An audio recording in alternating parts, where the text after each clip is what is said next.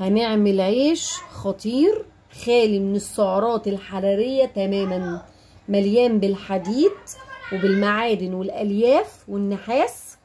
تحفة. بصوا شايفين؟ عيش باللوبيا ام عين سودا. الناس بقى اللي مدكنه من رمضان ما بتحبش تاكلها تطلعها وتعمل تاكل وهي مطمنه، هتخسي وانتي مطمنه. شايفين؟ ما شاء الله اللهم بارك. العيش تحفه جدا. تكليب الجبنه، شوف تكليب اي شيء. احنا حبينا نعمل معاكم سندوتش كده على السريع تحفه. شوفوا وطعمه خطير جدا ما شاء الله اللهم بارك. جربوا على ضمانتي، هيعجبكم جدا جدا.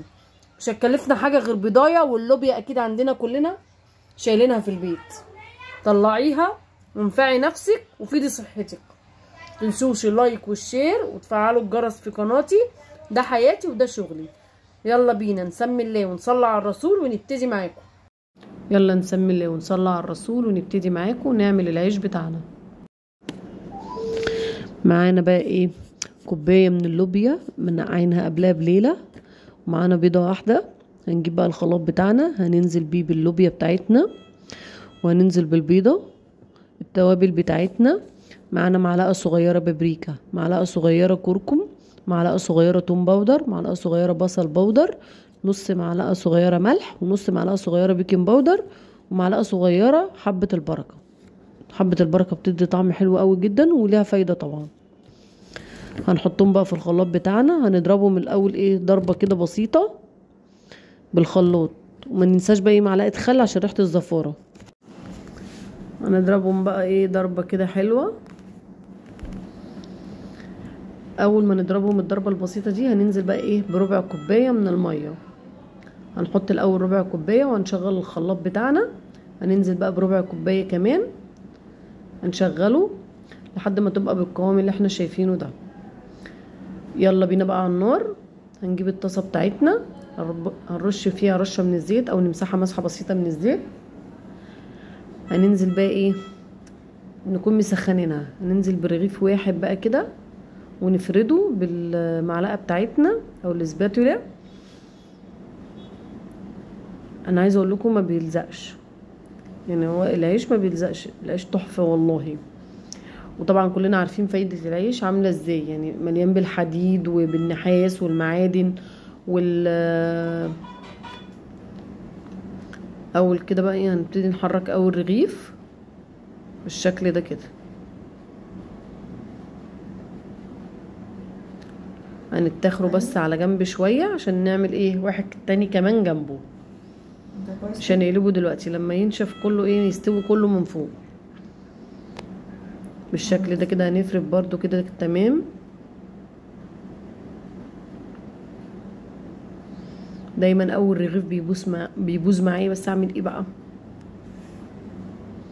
بصوا وانا بقلب بصوا نطر كده النطره دي، بس يعني الحمد لله ايه هو كده كده ما بتلزقش في الطاسه، بتمشي معانا بسرعه يعني. هنضغط بقى كويس عشان نطلع السوائل اللي في العيش عشان يستوي من بره وجوه. ده لسه قدامه شويه. بصوا بنفضل نضغط كده بالشكل ده كده. قلبنا بقى الرغيف التاني كمان وبنضغط. بصوا ما شاء الله اللهم بارك.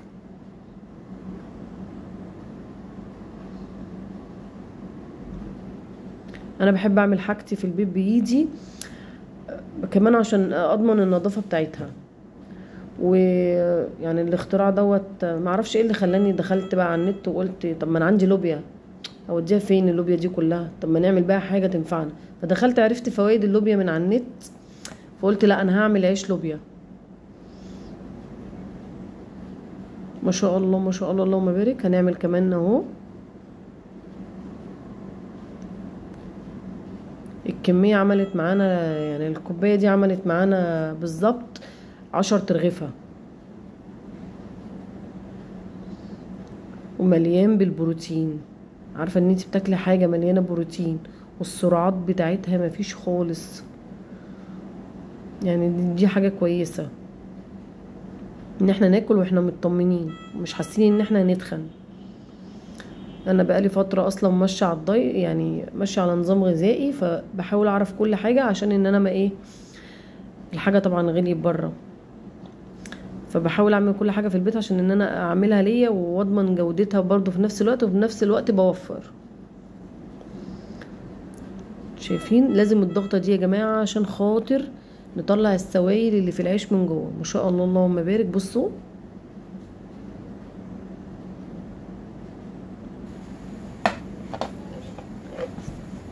عملنا بقى كميه بقى. هتجيبي بقى جنبك فوطه، طبق فيه فوطه، وتغطي العيش، اي رغيف تطلعيه تغطيه على طول. خلصنا بقى الكميه بتاعتنا بالشكل ده كلها. ما شاء الله العيش بتاعنا بعد ما خلص، شايفين ما شاء الله اللهم بارك اهو، ما شاء الله ما شاء الله ما شاء الله اللهم بارك. شايفين العيش ده مليان بالالياف والبروتين، وممتاز جدا للحديد وللنحاس وللمعادن الحيويه للجسم. العيش ده مفيهوش سرعات خالص، كلي منه قد ما تاكلي، مفيهوش سرعات، يعني انت بتخسي وانت مطمنه جدا. ده اختراعي انا، الحمد لله والشكر لله. ما تنسوش اللايك والشير وتفعلوا الجرس في قناتي لو عجبتكم. ده حياتي وده شغلي.